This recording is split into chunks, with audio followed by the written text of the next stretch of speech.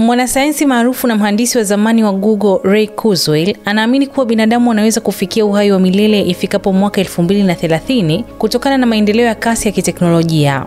Kurzweil anadai kuwa 86% ya utabiri wake tayari umetimia, na sasa anabashiri kuwa nanobot ndio ufunguo wa maisha ya milele. Katika kitabu chake The Singularity is Near, Kurzweil anasema kuwa mafanikio katika nyanja za vinasaba, yani genetics, roboti na hasa teknolojia ya nanoteknolojia yanaweza kufanya tusizeeke na kuondoa kabisa magonjwa kabla ya mwisho wa mwaka 2029. Anasema nanobot hawa, viumbe vidogo vinavyoonekana kwa darubini ya hali ya juu, wanaweza kutengeneza seli za ndani kwa ndani. Vilevile Kurzweil anatabiri kuwa akili bandia, yani AI, itafikia kiwango cha akili cha binadamu kufikia mwaka 2029 na kwamba kufikia mwaka 2045 binadamu wataungana na AI. Hii itakuwa ni hatua ya kuongeza uwezo wa ubongo wa binadamu kwa njia ambayo haijawahi kushuhudiwa.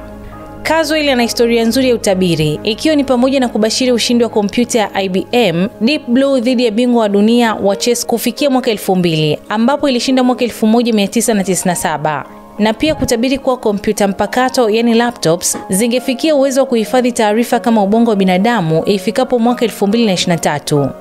Wazo la singularity ya teknolojia, wakati ambapo mashine zitazidi akili ya binadamu, limezidi kupata umaarufu, huku watu wengine katika teknolojia kama mkurugenzi mtendaji wa SoftBank akiunga mkono kuwa huenda ikatokea katika miaka 2040. Hata hivyo, si kila mtu anayekubaliana na wazo hilo. Elon Musk na wengine wameeleza wasiwasi wao kuwa AI inakuwa kwa kasi bila udhibiti wa kutosha. Mawazo ya Kurzweil ya dunia isiyo na magonjwa na uwezekano wa maisha ya milele yamezua tena maswali makubwa kuhusu mwelekeo wa teknolojia na iwapo jamii iko tayari kuyakabili. Mimi ni Bahati Limo na hii ni Simulizi na Sauti.